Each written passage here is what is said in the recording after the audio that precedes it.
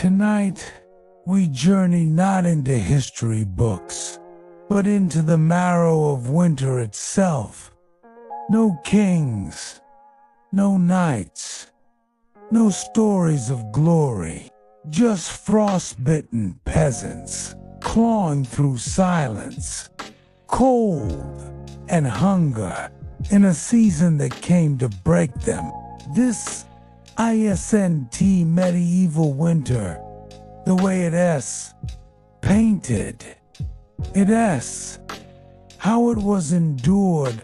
If the slow burn of forgotten lives soothes you,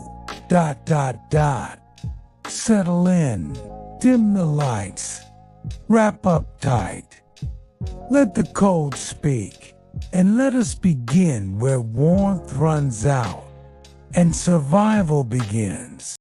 You don't need a date to know when winter is coming. It arrives first in your breath, visible, startled, like a spirit leaving the body.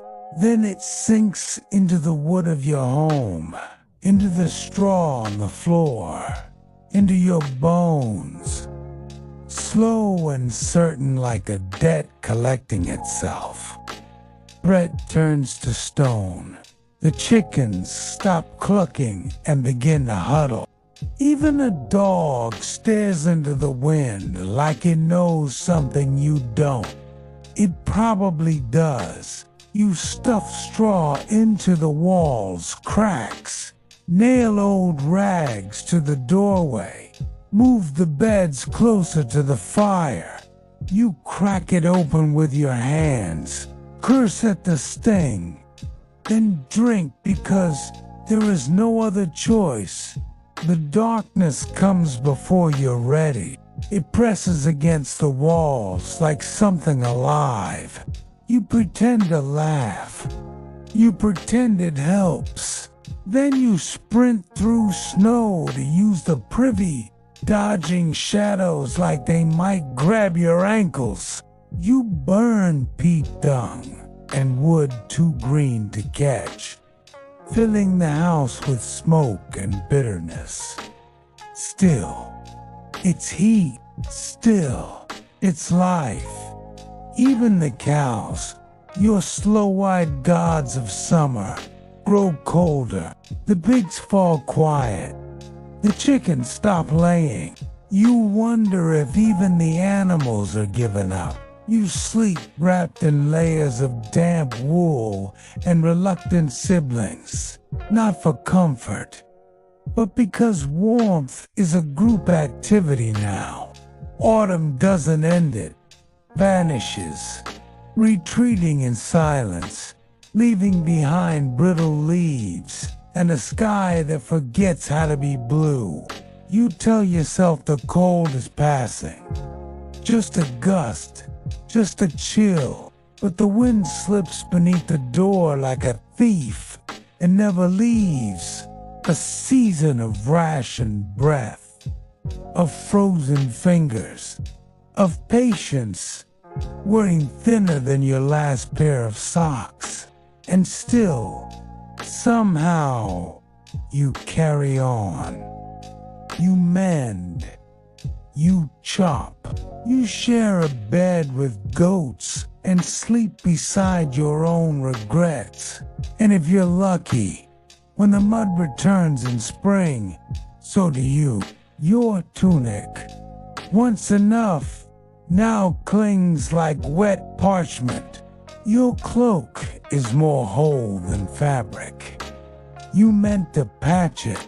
You meant to chop more wood, but winter doesn't wait for intentions.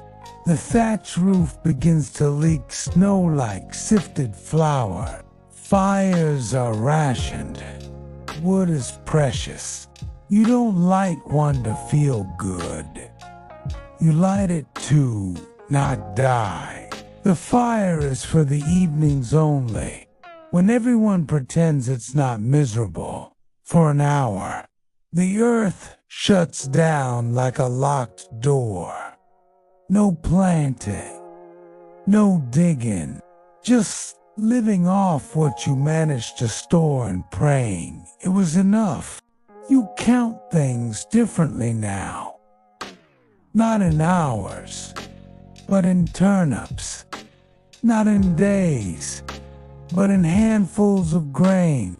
You learn how long a candle burns. You learn how much soup a single bone can stretch. And you learn the sound of silence broken only by the cracking joints of the house. The rest of the time, you survive on movement, on chores, on scraping the pot to find something left. The stew's so thin you can see the bottom of the bowl. Still, it's something warm. Still, you say thank you when snow finally falls. Not as a storm, but as a whisper. It seals you in. Outside, everything hardens. The ground, the sky, your own resolve. Ice creeps into the water bucket each morning. Nights are cruel. Some evenings, someone tells a story. Sometimes of ghosts. Sometimes of winters worse than this. This is winter, not majestic, not romantic, just honest. Winter returns, a gaunt specter, reclaiming its frozen dominion. Your boots sink into drifts, swallowed by the relentless white, yet you stand. You've outlasted another medieval winter, defying the gnawing cold, the dwindling woodpile, and the primal urge to throttle your cousin for pilfering your prized log. This is your triumph. No accolades, no triumphant procession, just raw, reddened fingers, the scent of wood smoke etched into your very being, and the profound, bone-deep certainty that you're not a nice sculptor, at least not this year.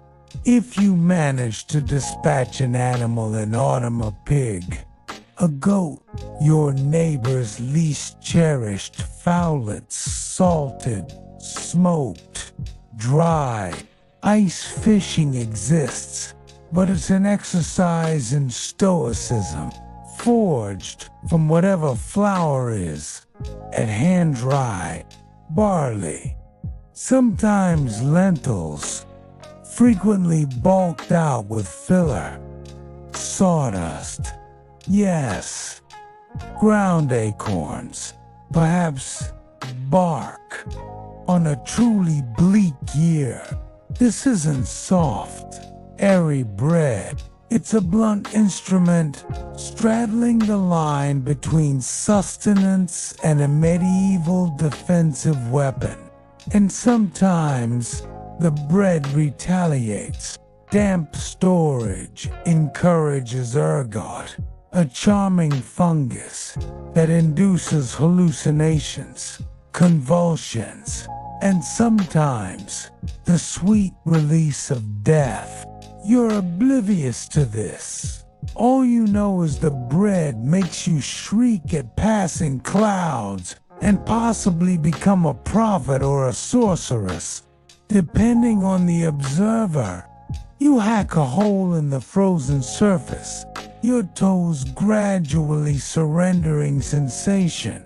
Then wait, and ponder the increasingly questionable choices that define your existence. Coastal dwellers might dry herring or smoke, ill-nutritious, long-lasting, and tasting precisely as described, far from water. You rely on whatever your neighbors failed to adequately safeguard, and they're meticulously concealed from every inhabitant, especially the children, kids. bless their famished hearts, will devour anything, including raw bacon and the string it's tied with. And with the first tentative breath of dawn, you begin anew, even as the nascent whispers of spring tease the air. The chill persists, the endless chores loom, and the fire that capricious, flickering, miniature deity demands its tribute.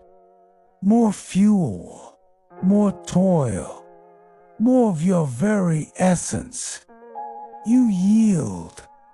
For this isn't about comfort. It's a relentless siege of survival, one splintered task at a time. Tomorrow, the dance repeats. Fail, hoist, ignite, shiver. You don't conquer winter, you simply endure it. And if fortune smiles, next year's axe will not betray you before your spirit succumbs. For winter cares not for your weariness.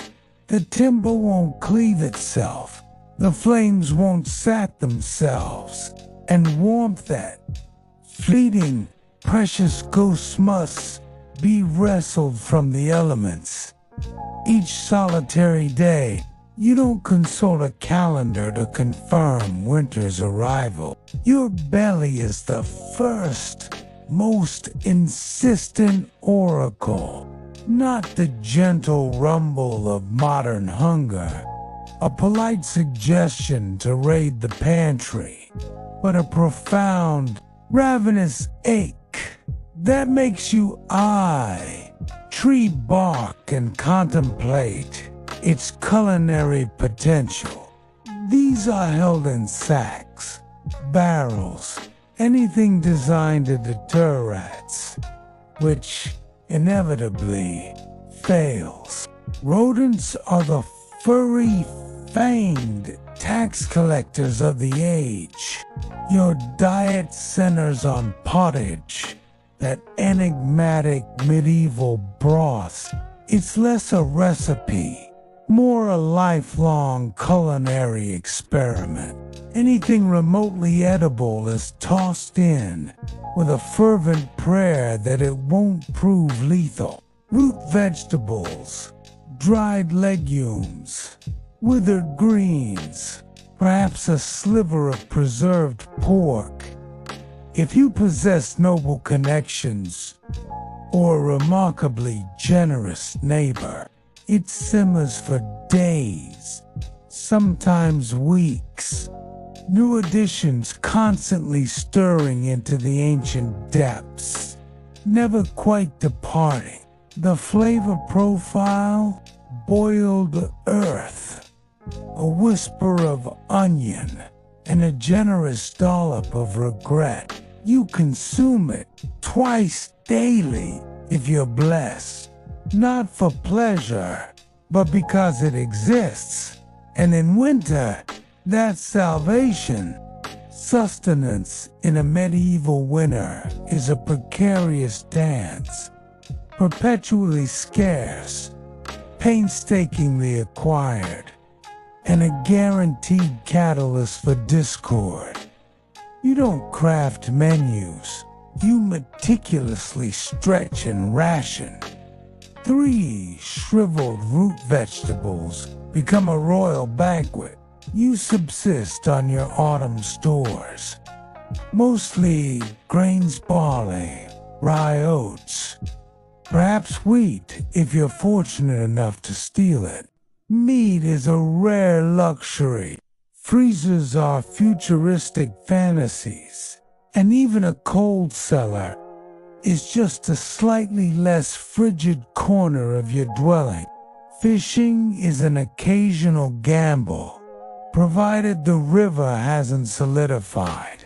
The ice isn't a treacherous slab, and you haven't already sacrificed your fishing rod to the heart. Bread is foundational, yet a culinary lottery. Airy offers some respite, assuming your animals haven't frozen, wandered off, or been consumed. Milk sours quickly, so it's churned into butter or cheese. The cheese is firm, salty, and vaguely menacing. Butter is a treasure, secreted away in cloth beneath your bed. Its value in winter equivalent to gold eggs. Unlikely. Chickens slow their laying in the cold, preoccupied with survival. It's a celebration, not for flavor, but as a stark reminder that existence isn't uniformly grim. Then come the lean years, the blighted harvests, the crop failures. Perhaps a sausage is hoarded for Christmas, or a neighbor shares a pie crafted from mystery meat and audacity. Anything that wouldn't consume you first, anything you could preserve, conceal, or boil until it ceased to resist. It's more a rough, timber-framed suggestion of shelter, loosely tethered to a dirt floor, held together by sheer willpower, dried mud, and the unspoken covenant that no one will sneeze too forcefully. You didn't dine, you survived. For, in the end, hunger wears a thick wool cloak. It envelops you, it clings close, it whispers in your ear. And when spring finally unfurls its first tender green shoot, you don't admire it, you bite it. It's a fire pit in the middle of the room, lacking a chimney, just a hole in the roof. Beds are communal, shared with your spouse, your offspring, and occasionally livestock.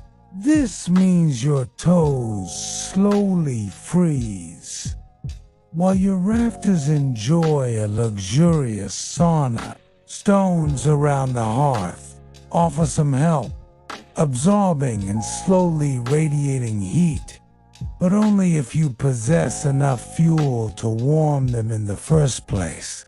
Thin walls ensure you hear everything. The wind, the livestock, your neighbor's sneeze, your own stomach grumbling back at you as if filing a formal complaint. Your cottage is a shared space with animals. The thatch is thick enough for nesting, meaning that come spring, you'll be serenaded by the pitter-patter of tiny feet above you at all hours. Sometimes they tumble in. It's normal. You scream. The rat screams. And then you both pretend it never occurred. Chickens nest in corners. A goat slumbers under the table. And if you own a cow, she resides in the lean-to, attached to the wall, unless it's too frigid, in which case she joins you in the main room.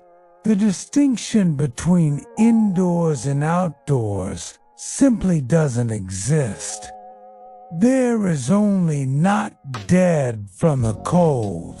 This provides a marginal increase in warmth, but also amplifies the noise, the mess, and the pervasive scent of a barn that recently lost a wager. You sweep the floors, but the dirt merely rearranges itself. The straw bedding smells of ancient milk, and if a chicken decides to lay an egg beside your head in the dead of night, you utter a polite thank you and try to regain slumber before it fouls your blanket. Privacy, a myth. Solitude, only if you wander into the forest and never return. You seal cracks with moss, cloth, or mud. It's futile. The wind always finds an ingress. You mend what you can with what you possess. Twine, desperate hope, and a very dull knife.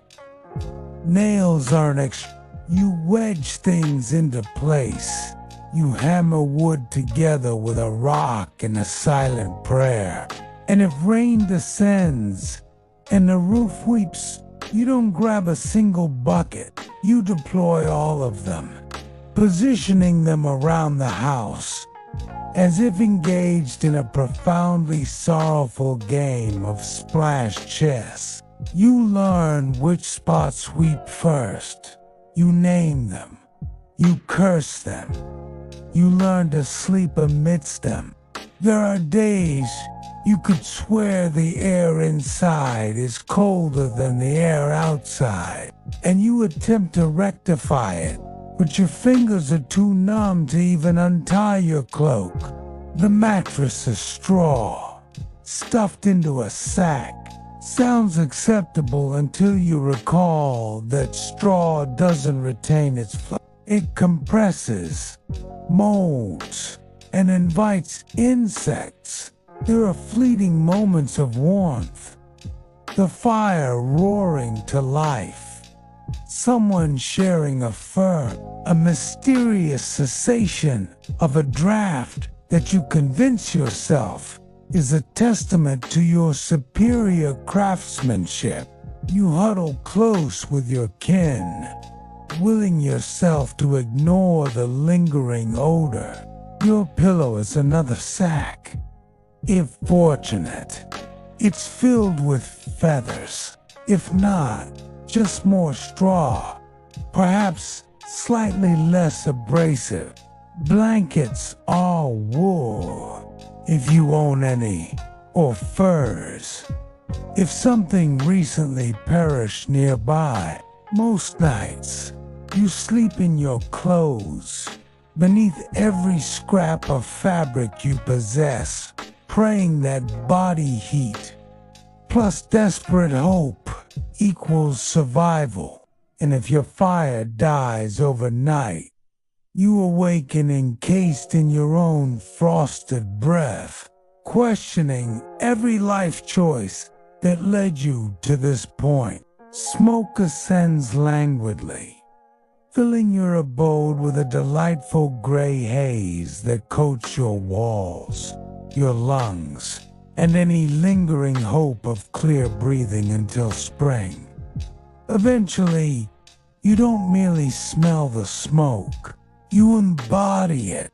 You don't inquire, you eat, you smile, and you fight back tears when it's devoured in 3 swift bites. Even festive fare is utilitarian. Spiced ale. If you can afford the spice of nutcakes, if nuts were gathered, pies filled with dried fruits, steeped in syrup and sheer desperation. That's woven wooden strips plastered with mud, straw, and whatever else was scavenged, cow dung, hair, local gossip. You have tallow candles, which drip, sputter, and reek of rendered beef fat, or rushlight reeds steeped in animal grease, burning like a weaponized salad. Their smoke mingles with the hearth smoke until the entire room is a low-hanging pall of medieval asthma triggers. You knead it all together and pray it solidifies before the next storm. On a good day, the wind whispers through the crevices. On a bad day, it howls, demanding rent. There's no insulation, no sealant, just the outside, and a slightly less outside. They are more ritual than indulgence, a desperate affirmation that joy persists, even if it's crusted with soot. and shared with a dozen shivering relatives. It perpetually leaks, rain seeps in, snow piles up, birds nest, and mice, those furry landlords, move in and start charging. If luck is on your side, it only partially collapses during a tempest. Otherwise, you awaken with the ceiling draped over you and a chicken perched on your face. If you're feeling particularly extravagant, perhaps some oiled parchment stretched across the opening, admitting a sliver of light in every single draft between now and Easter. Curtains, cloth is too precious for such frivolous notions as privacy. Doors barely latch, their hinges groaning like wounded beasts. You might barricade it with a log, or if timber is scarce because you've already burned it for warmth, you simply hope the wind is you and feeling mischievous.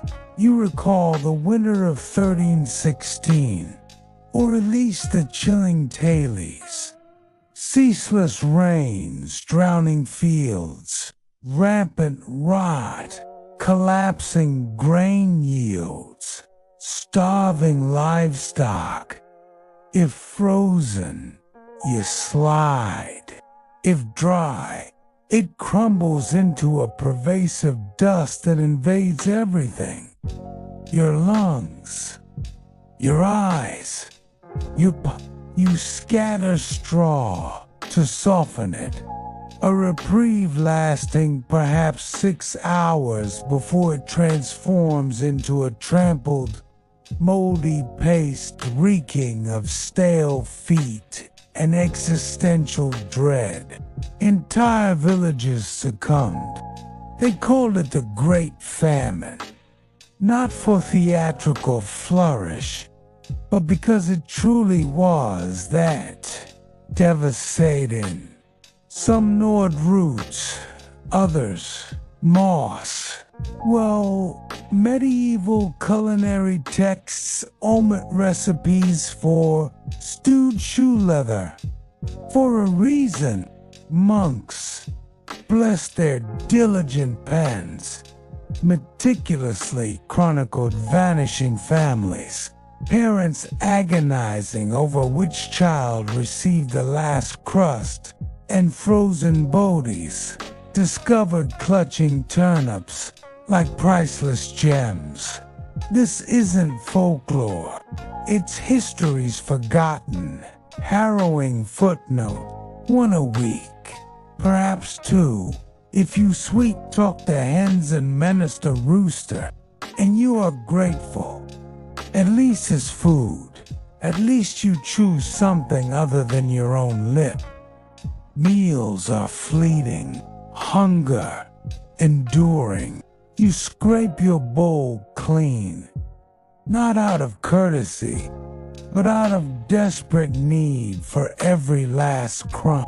You lick your fingers, scour the pot, even contemplate eating the pot itself before remembering it's your only one.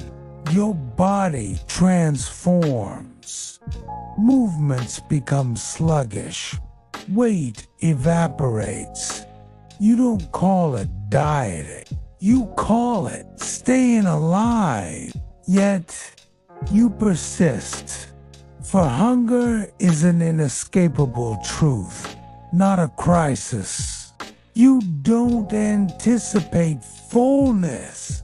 You merely hope to avoid further decline. This is winter. Not a confrontation, but a perpetual negotiation between you, your meager stores, and the dwindling count of meals until April. That solitary egg vanishes into the pottage, or you gaze at it long enough to conjure a sense of fullness. Fresh fruits and vegetables, An endearing thought. No apples, no greens, maybe a desiccated plum from last August. If it escaped rot or a worm infestation, jams from berries.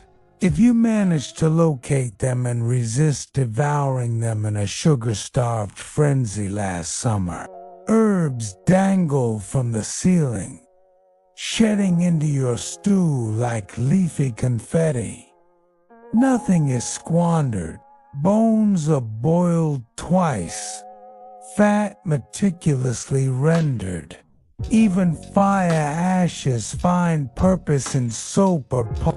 Witnessing someone discard food is cause for questioning their sanity, or proposing marriage clearly.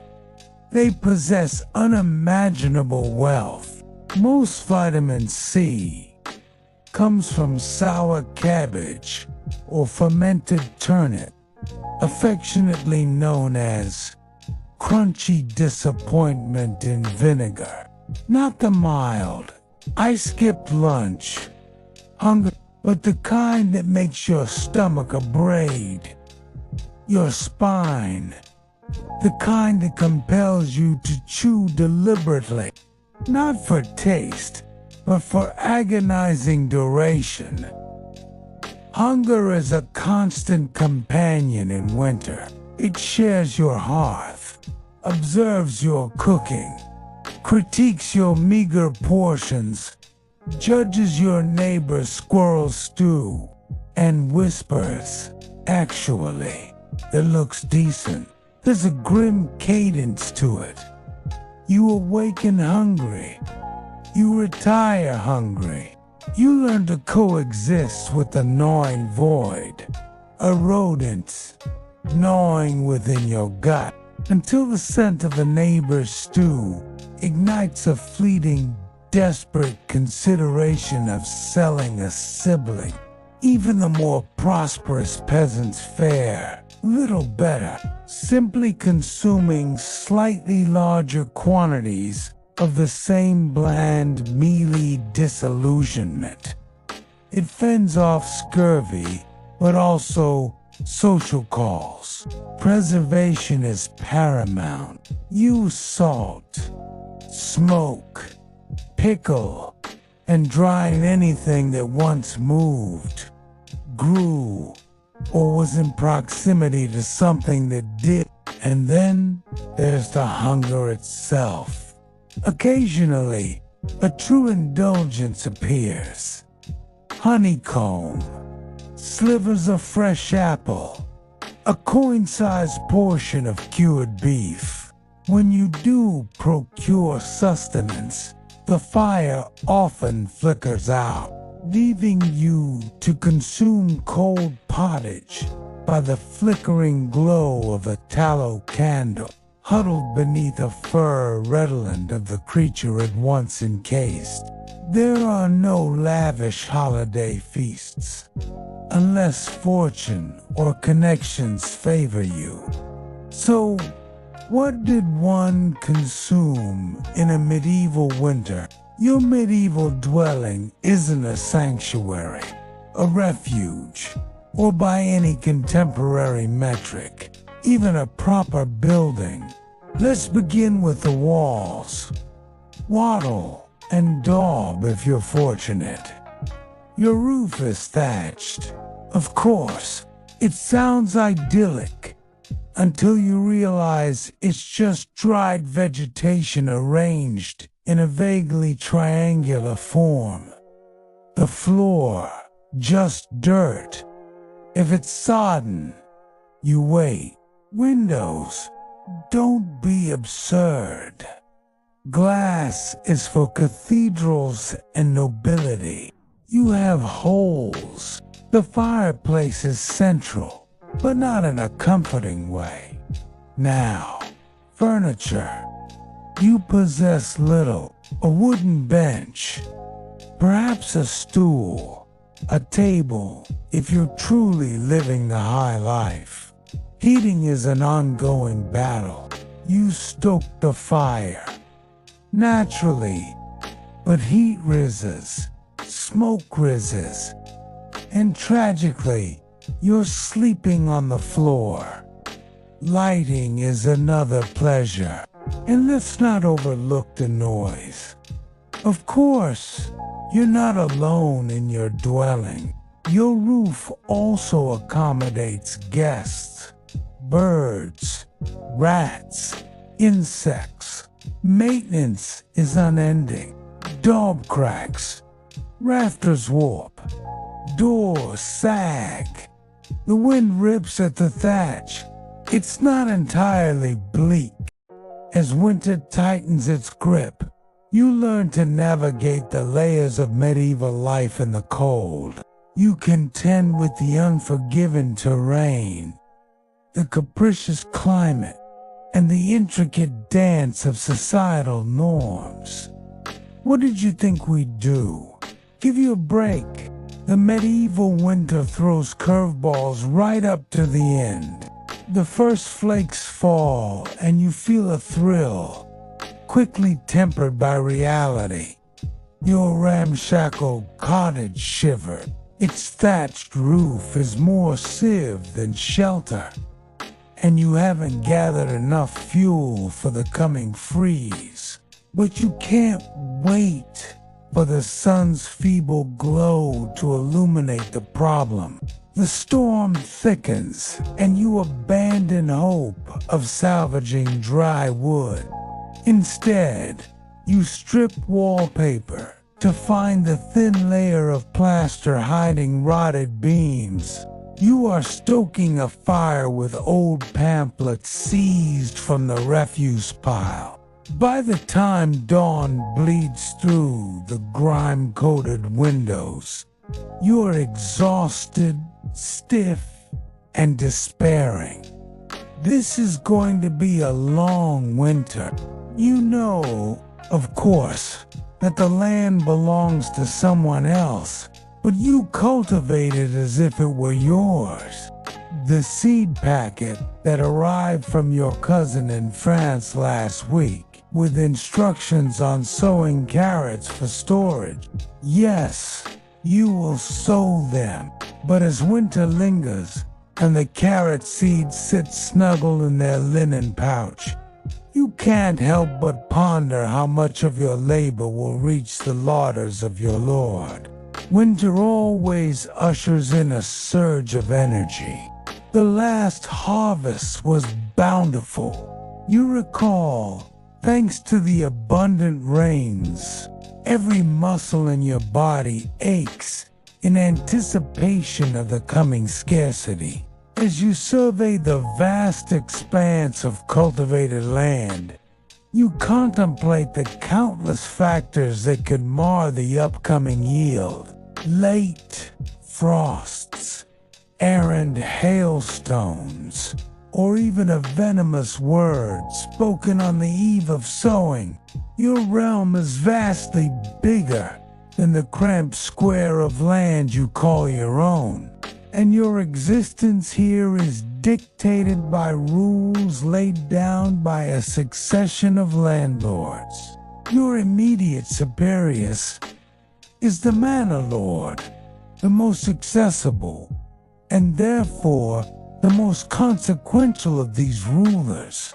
He resides in the sprawling estate that dominates the horizon. Its grandeur, a constant reminder of your tenuous position. Occasionally, he graces the village with his presence, entering the church with a flourish, monopolizing the best seats, and ensuring his taxes are paid in full. His gaze pierces even the dim oil lamplight. But you face a different direction. You are crouching in the mire, your back protesting the heavy sacks you must fill.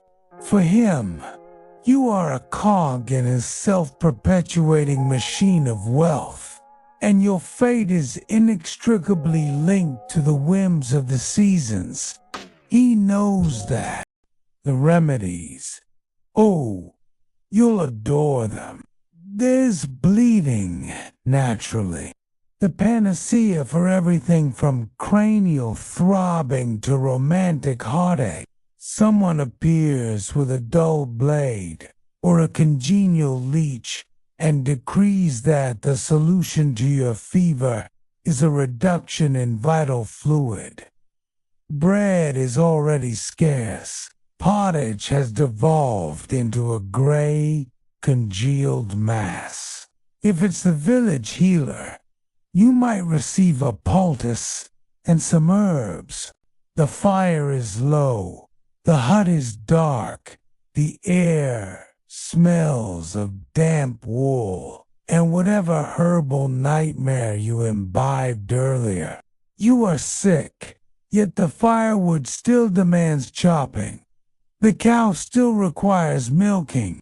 Your children still expect sustenance, even if it's just a steaming bowl of hope and nettles. Rest is a luxury reserved for corpses. So you stagger from your bed, swaddle yourself in every scrap of wool you possess, and shuffle through the snow like a disgruntled phantom. The room still reeks of death warmed over, but at least it's warm. You simply awaken the next day, pull on your patched tunic, and resume hauling water. Because in this world, remaining alive is the only validation you ever receive of your strength. And in the depths of winter, when hunger thinned, patience and tempers flared, obedience wasn't just anticipated, it was rigorously enforced. You don't retort, you don't grumble. You don't question why, unless you relish the taste of public castigation and splinters from the lord of the manor, from the landowner to the local clergyman. Everyone above you in the hierarchy expects immediate compliance, and they possess a belt, a staff, or a scriptural passage ready to remind you. And even that, in a winter such as this, feels like a minor miracle. You've survived, barely, and now comes the long journey back to functional existence. Recovery, however, is not glamorous. Your legs are weak, your back aches. You haven't consumed solid food in days, and even if you had some, your stomach isn't convinced it wants it. You stand too quickly and nearly collapsed into the flames. Your first venture outside feels like traversing a frozen tundra on legs, forged from disappointment. No one orchestrates a celebration. You simply resume where you left off. There's kindling to split, cloaks to mend, and a suspiciously corpulent pig to investigate. If your voice still cracks from the infection, too bad. If you shed a few pounds, well, a silver lining. Less strain on your footwear. And just because you survive, this one doesn't guarantee your immunity. Illness never truly departs. It lurks in the shadows, in the wind, in the communal mug, or the unwashed garment. You inhabit a world where health is a fleeting visitor, not a permanent resident. Still, you press on, for there is no alternative. You cough less. You breathe a little easier. You no longer perceive strange forms in the room's corners. Color returns to your face, along with the oppressive weight of everything that still demands doing. Because in the Middle Ages, illness arrives free, but survival, that costs extra. And all the while, the dread lingers that this won't be merely a passing affliction, but the genesis of something more ominous. Typhus, consumption, the kind of malady that offers no announcement, merely claims you silently in the night. That's the true terror. Not the pain, but the ensuing silence. And somehow you pull through, but not everyone is so fortunate. The fever spikes, your breathing raps.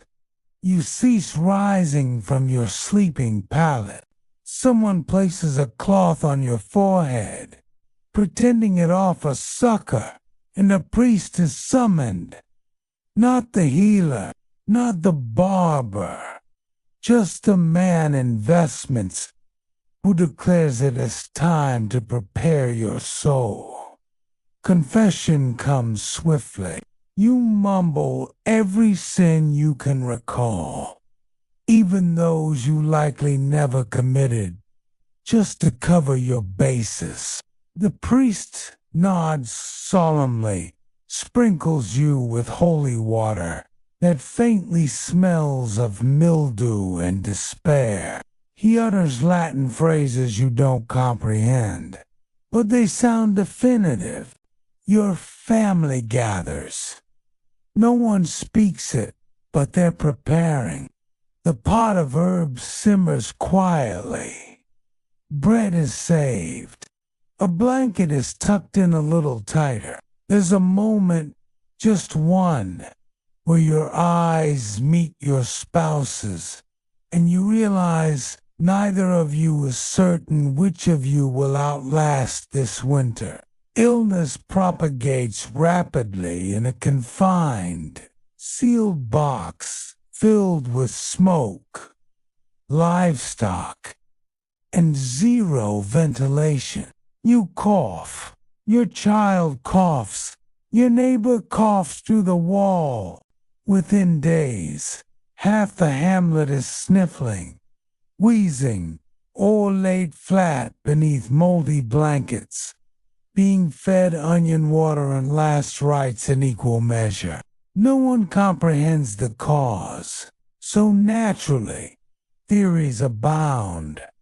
Perhaps ill air, perhaps a malediction, perhaps old Maud cast an unfortunate glance at someone in the chapel last week, and now the entire street is coughing blood. Superstition intertwines with desperation until you're suspending herbs over doorways, burning dried sage, and sleeping with iron beneath your bed to repel malevolent entities. It doesn't work, but at least it smells better than the goat. If it's the priest, anticipate invocations, holy water, and a gentle insinuation that you may have brought this upon yourself by neglecting Mass. And if it's the barber, will commence writing your last will and testament. The barber surgeon arrives with a satchel of instruments that Haven Tea encountered soap since the last great pestilence. He's cheerfully optimistic. You, less so. He surveys your swollen limb, murmurs something about humors, then produces a saw and a tankard of ale. Don't be foolish.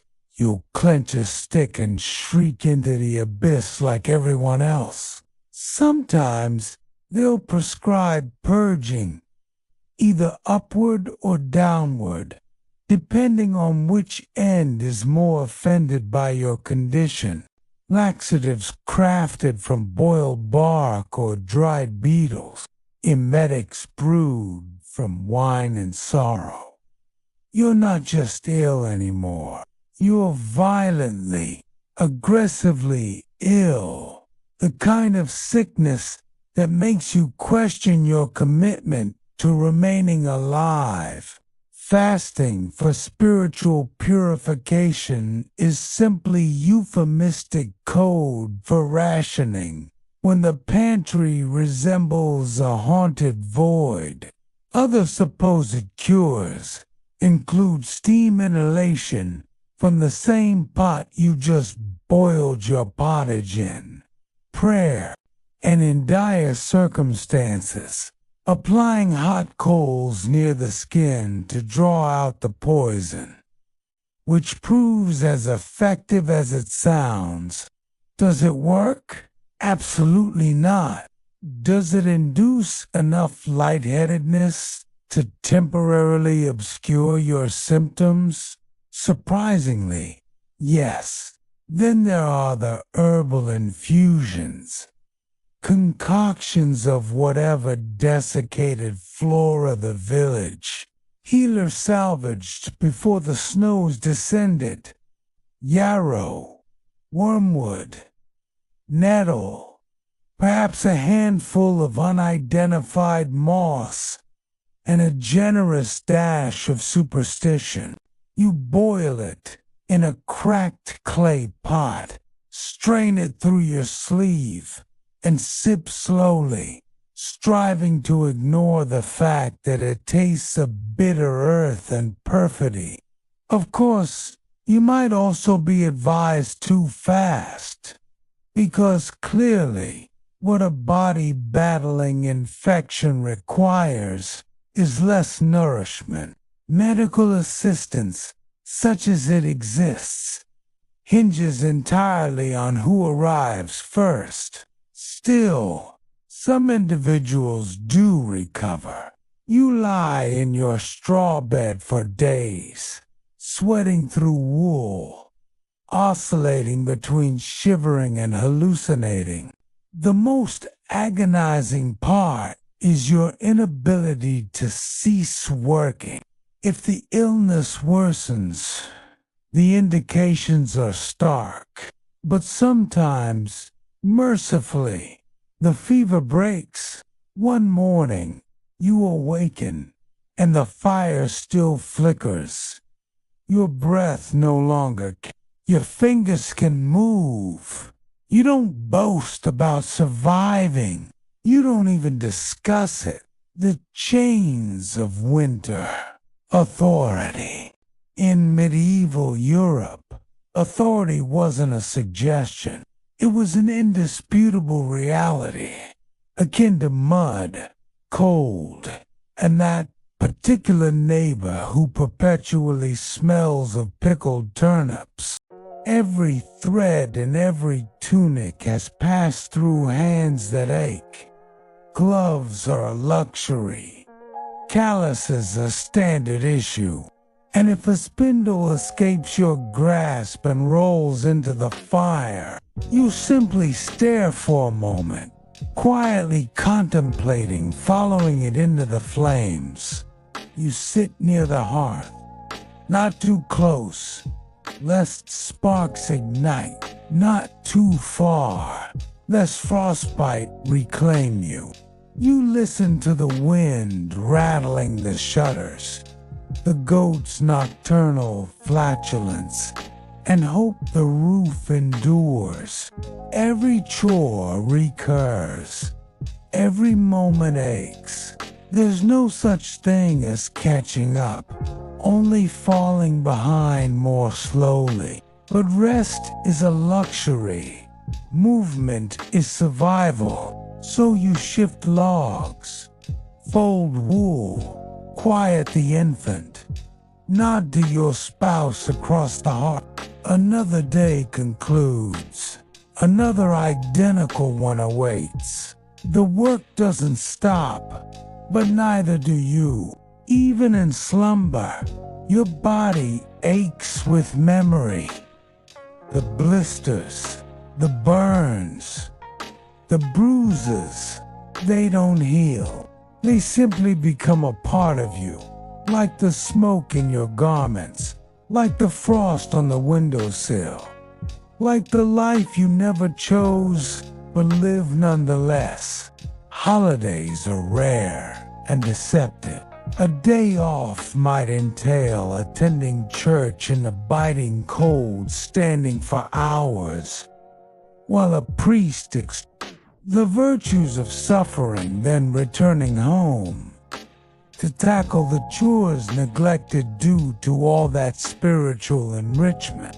A throat that feels like you've gargled pine cones, and the sensation that someone is internally inflating your joints.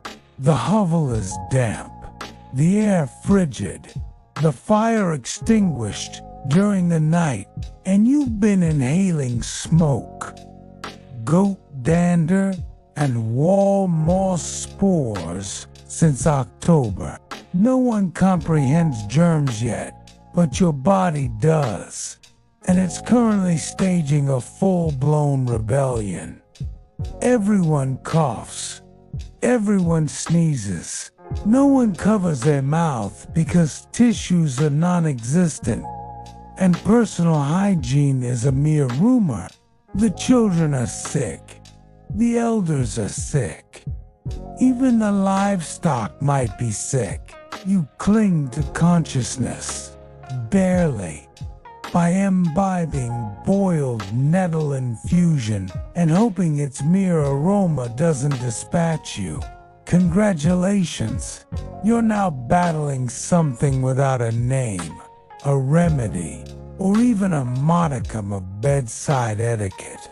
You're uncertain if it's a mere head cold, the pervasive flux, or medieval consumption, but it is unequivocally yours. The rhythm of winter life is monotony with gravitas. You don't perform tasks to feel productive. You perform them because neglecting them means someone doesn't eat, doesn't warm, doesn't survive February. The margin for error is infinitesimal. A torn cloak, a lost cap, a fractured tool, all potential catastrophes. Every task, no matter how minor, hums with quiet urgency. And still, you persist, for you must. No one else will haul that water, mend that wool, feed that goat, or boil that gray, faintly dubious stew. This is your life. This is your winter, and the chore never ceases. You hope tomorrow is warmer, or at least no worse. You fall asleep mid-thought, not from tranquility, but because exhaustion is the only lullaby you can afford. You eat rapidly. The warmth dissipates quickly. Afterward, there's no winding down. You're still spinning thread, mending socks, patching cloaks, scrubbing soot. Children sleep near the fire, a tangle of limbs and soft snores. Adults remain awake, not for leisure, but because the fire demands tending and tomorrow's firewood awaits.